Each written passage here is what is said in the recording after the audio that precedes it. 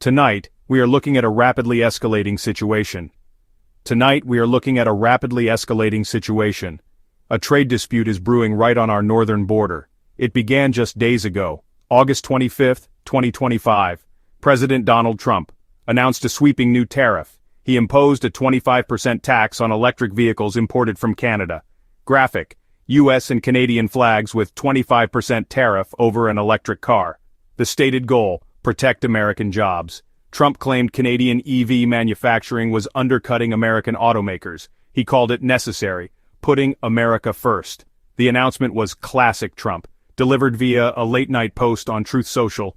No lengthy diplomatic preamble, no warning shots. It was sudden and decisive. The policy sent shockwaves through the auto industry. Factories in Ontario, electric SUVs, sedans. Suddenly, their business models were in jeopardy. The tariff would make their cars much more expensive for American consumers. The hope: buyers choose American-made alternatives. This wasn't born in a vacuum. For months, tensions had been simmering. Trump has long criticized international trade agreements. He views them as harmful to American workers. The Canadian response did not take long. It was swift, it was powerful, and it was aimed directly at the heart of America's electric vehicle ambitions. Just 2 days after the tariff announcement, on August 27th, Prime Minister Justin Trudeau stood before Parliament in Ottawa. He delivered a firm and resolute address. He announced that Canada would immediately halt all exports of high-grade nickel to the United States. This was not a tariff, or a tax. This was a full-stop outright ban. It was a strategic move, a calculated counterpunch designed to inflict maximum pressure on the very industry Trump claimed to be protecting. The Prime Minister's words were carefully chosen. He framed the decision not as an act of aggression, but as a necessary defense of Canadian sovereignty and economic interests. "We will not be bullied," Trudeau stated, his tone unwavering. "The American tariffs are an unjust and illegal attack on our world-class auto sector and the hundreds of thousands of workers it employs. We have been left with no choice but to respond in kind, using the strategic levers at our disposal. Our friendship with the American people is enduring, but we will always stand up for Canada." The message was clear. If the US was going to weaponize trade, Canada was prepared to do the same. The decision to target nickel was a masterstroke of economic statecraft. It wasn't a random commodity, it was a direct and targeted measure.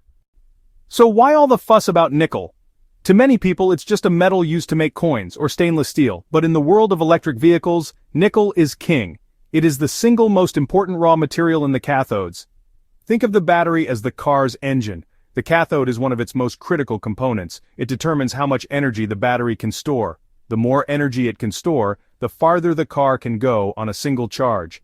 Range is a huge selling point. The most common battery chemistries: nickel manganese cobalt, and nickel cobalt aluminum. Automakers have been working for years to increase the amount of nickel in their batteries. Why? Because more nickel means higher energy density. That allows them to build cars with longer ranges. A key factor in overcoming range anxiety. At the same time, using more nickel reduces reliance on cobalt. Cobalt is more expensive and often associated with unethical mining practices. This makes Canada's position incredibly powerful. The United States has very limited domestic sources of high-grade nickel suitable for batteries. It relies almost entirely on imports to feed its growing network of battery gigafactories, and Canada has traditionally been its most stable and reliable supplier. Canadian mines produce the exact Class 1 nickel that battery makers need. President Trump's reaction to Canada's nickel blockade: it was exactly what you might expect.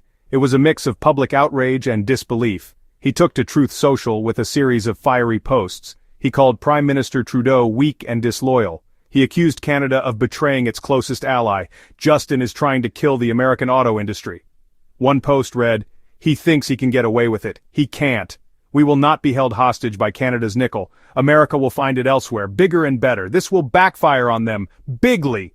In a press conference on the White House lawn the next morning, he doubled down. He appeared visibly angry. He dismissed the concerns of American automakers and battery manufacturers. He insisted his tariff was the correct move and that Canada's response was illegal economic warfare.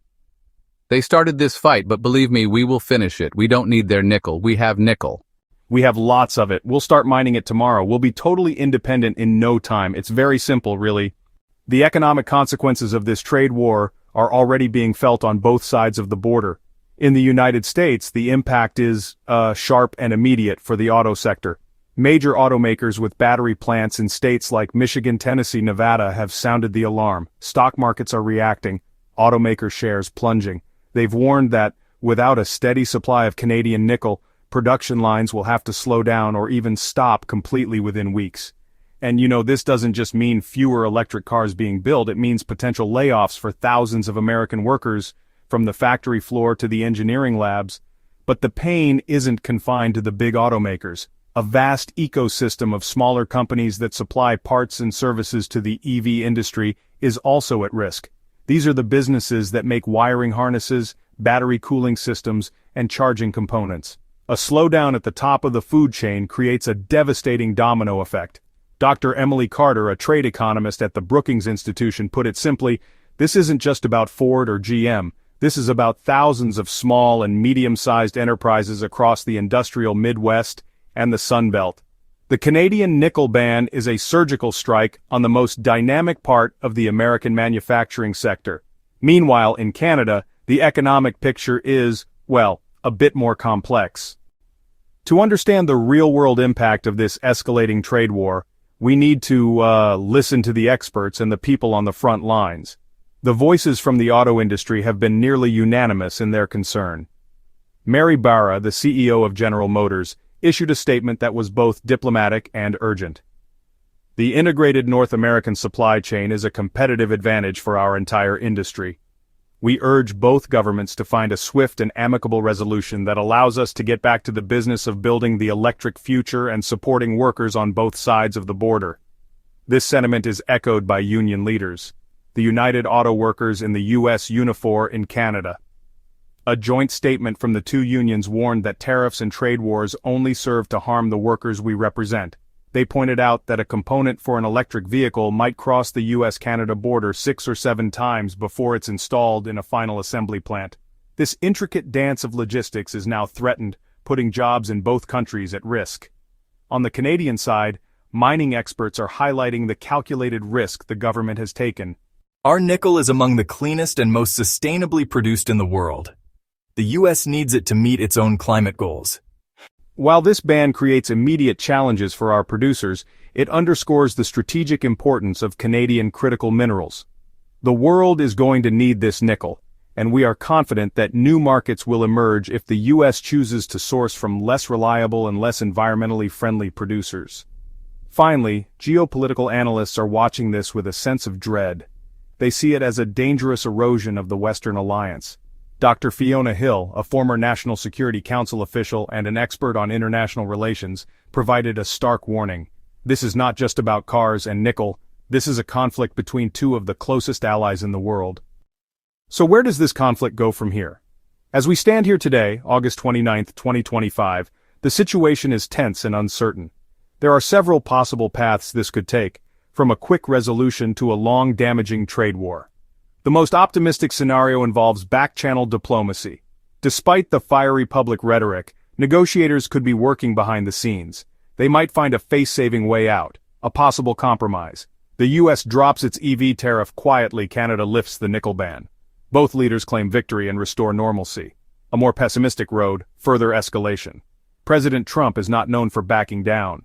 He could impose new tariffs on Canadian goods, aluminum, steel, lumber. That triggers tit-for-tat retaliation. Canada responds with targeted measures. The dispute could spiral into a full-blown trade war that could cripple economic activity across sectors. It could cause a deep, painful recession for both countries.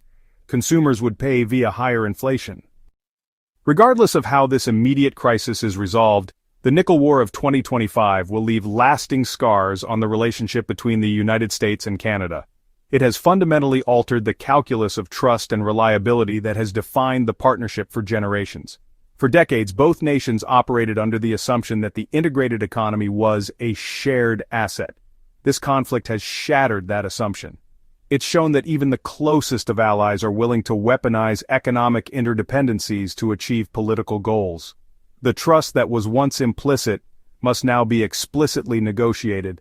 This dispute serves as a stark lesson for the entire world about the geopolitics of the green energy transition. As we move away from fossil fuels, we're creating new dependencies on a different set of resources. The fight for oil that defined the 20th century may be replaced by a fight for critical minerals like lithium, cobalt, nickel. Countries that control these resources will wield immense strategic power. This conflict is a preview of a new era of resource competition, where supply chains are not just economic pathways but also geopolitical battlegrounds. The long-term impact on the U.S. auto industry could be profound. This crisis has exposed a critical strategic vulnerability. It'll almost certainly trigger a massive government-backed push for domestic mining and processing of critical minerals. This will be an expensive and environmentally challenging endeavor, but the argument for national security will likely override those concerns. The dream of a seamless, efficient, and globalized supply chain is giving way to a more fractured and nationalistic vision of industrial policy. In the future, Made in America may have to mean mined in America as well, no matter the cost.